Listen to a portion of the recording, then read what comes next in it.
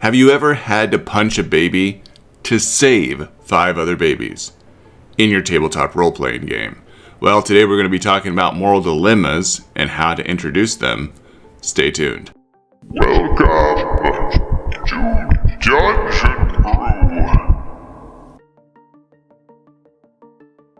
Welcome back everyone to Dungeon Brew. Today we're going to be talking about morality and motivation in your tabletop role-playing game and how to make moral choices feel real. How to build your non-player characters with actual conviction and how to put players in situations where their decisions matter. In my games, I like to ask questions like, who gets to decide what is right? And what are my players willing to sacrifice for the beliefs that they hold? And how is the world going to respond when they actually take a stand for those beliefs? And that's what we're going to be diving into today. So Dungeons & Dragons gave us the alignment chart to work off of with lawful good and chaotic evil and so on.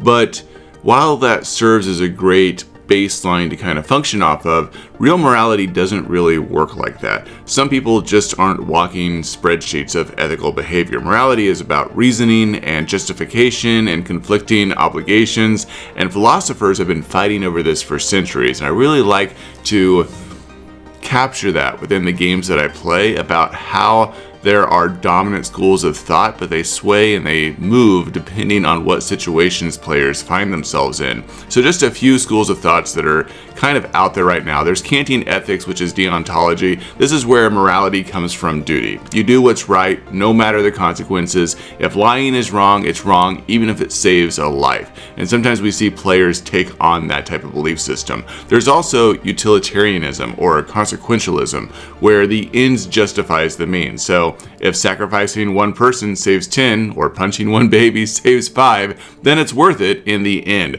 There's the famous concept of the trolley coming down and whether or not you switch tracks with it to run over one person instead of 5. It's that type of ideology. And then there's also virtue ethics. This is probably one that a lot of folks are familiar with. It comes from Aristotle.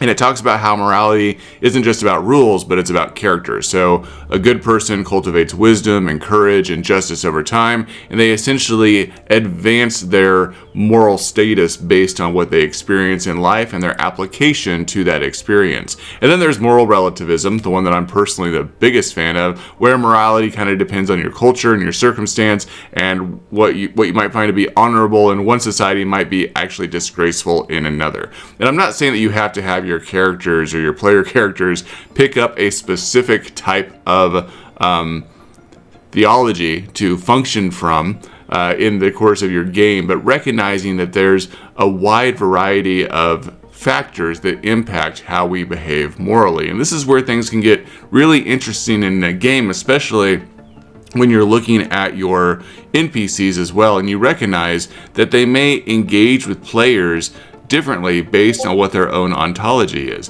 You know, if they follow the law at all costs, they may be horrified by a pragmatic hero who lies and cheats just to protect people. If you have a warlord who sees conquest as a necessary behavior for survival, that pacifist in the group might see that as being absolutely monstrous. So the best games I find is where the game master doesn't really tell the players what's right and what's wrong, but they give them the chance to argue about it, to debate about it, and find a path forward despite their different views. And this brings us to motivations. John and I oftentimes incorporate motivations into our tabletop games, where players identify major motivations, moderate motivations, and minor motivations to determine what drives the choices that they make. While morality may be about right versus wrong, motivation is actually knowing what the character wants. Nobody wakes up and says, I want to be lawful good today.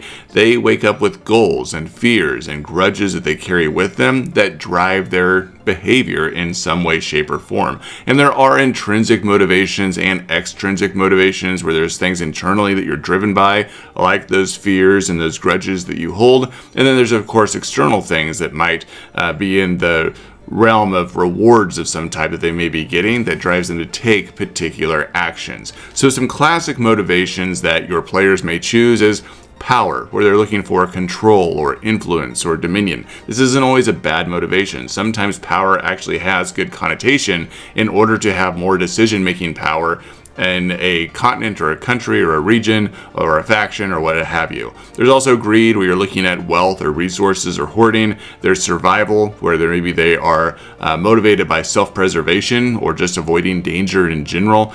There's always revenge, where you're settling the score or you're trying to make someone pay in some capacity for a wrong that they've done to you or to someone else in their past. There's duty, where you're following orders or you're serving a cause. And then there's love, where you're protecting a family or have loyalty to a friend in some way.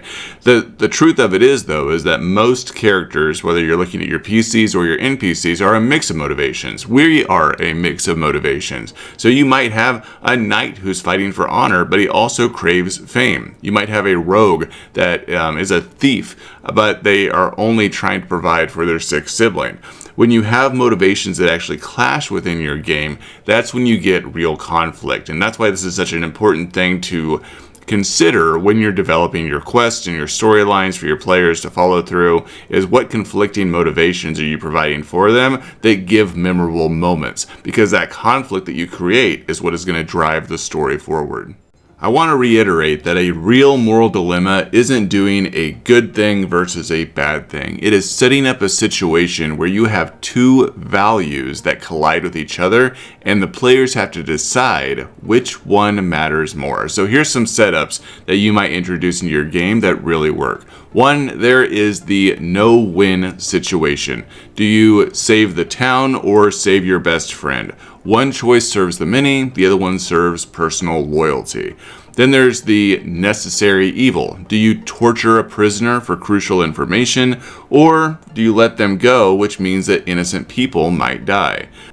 There is also what is called the betrayal test. Your allies trust you, but siding with the enemy could end the war. Do you do it?